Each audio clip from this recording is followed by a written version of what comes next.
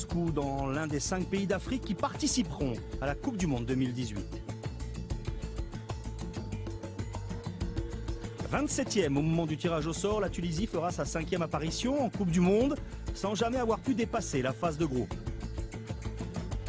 La seule et unique victoire date de 1978 quand les Tunisiens avaient battu le Mexique 3-1, devenant la première équipe africaine à remporter un match en phase finale. Cependant, certains des résultats de l'équipe tunisienne ont démontré que les Aigles de Carthage méritaient de connaître le deuxième tour de la compétition. Cela fait 12 ans que les Aigles de Carthage n'ont pas participé à une Coupe du Monde et c'est confiant qu'ils se rendent en Russie. Après un parcours qui a démarré sur une victoire face à la Mauritanie en 2015, ils ont assuré leur place en phase finale de la Coupe du Monde grâce à un match nul 0-0 contre la Libye.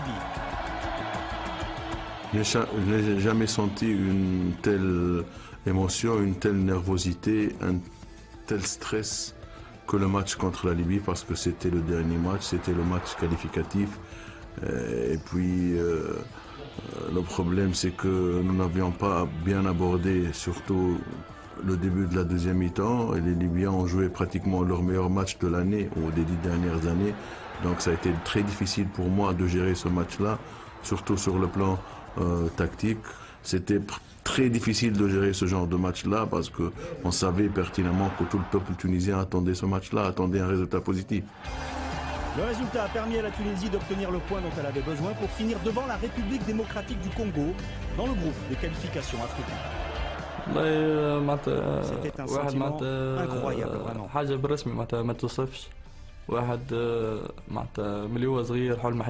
Depuis que je suis tout petit, tout gamin, je rêve de participer à une Coupe du Monde. Nous avons vécu des moments très difficiles lors des qualifications, il y a eu énormément de pression, mais heureusement, même épuisés, nous arrivons à travailler ensemble avec un seul objectif, se qualifier pour la Coupe du Monde. Vraiment, c'était un rêve, et grâce à Dieu, c'est devenu une réalité.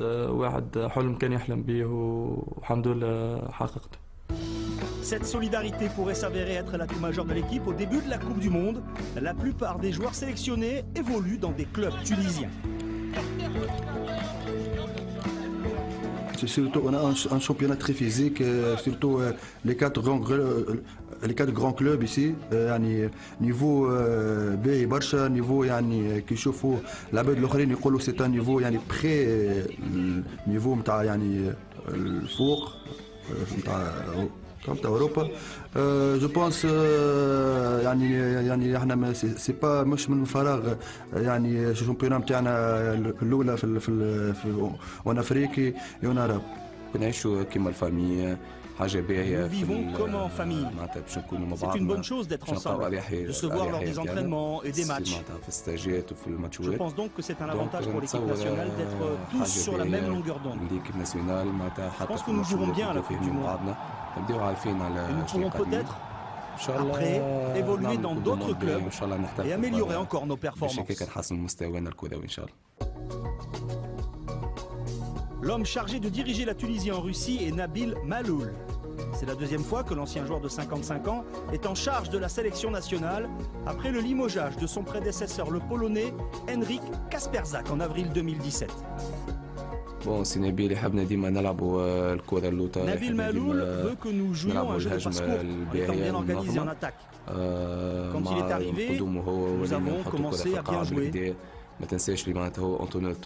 N'oubliez pas qu'il est un entraîneur tunisien, il est capable de communiquer facilement avec l'équipe.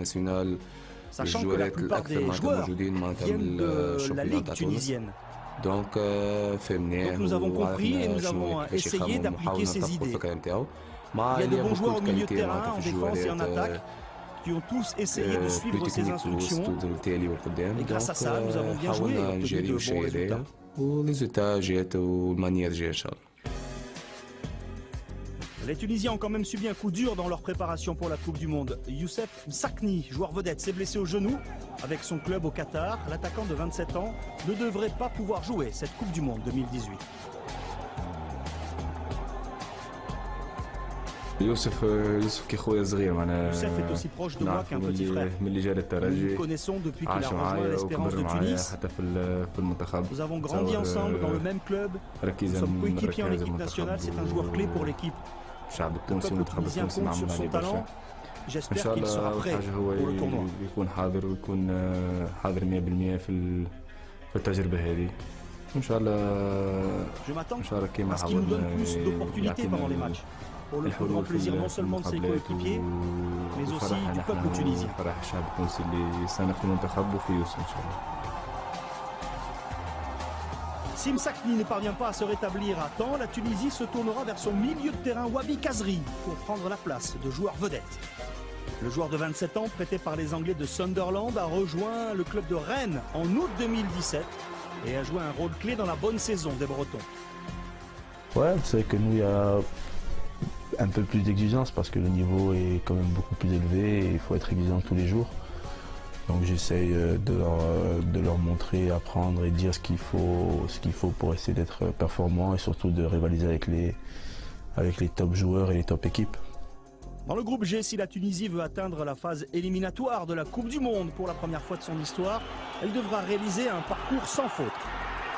L'Angleterre sera le premier adversaire à Volgograd. Les Tunisiens affronteront ensuite la Belgique dans la capitale russe avant de se mesurer au Panama.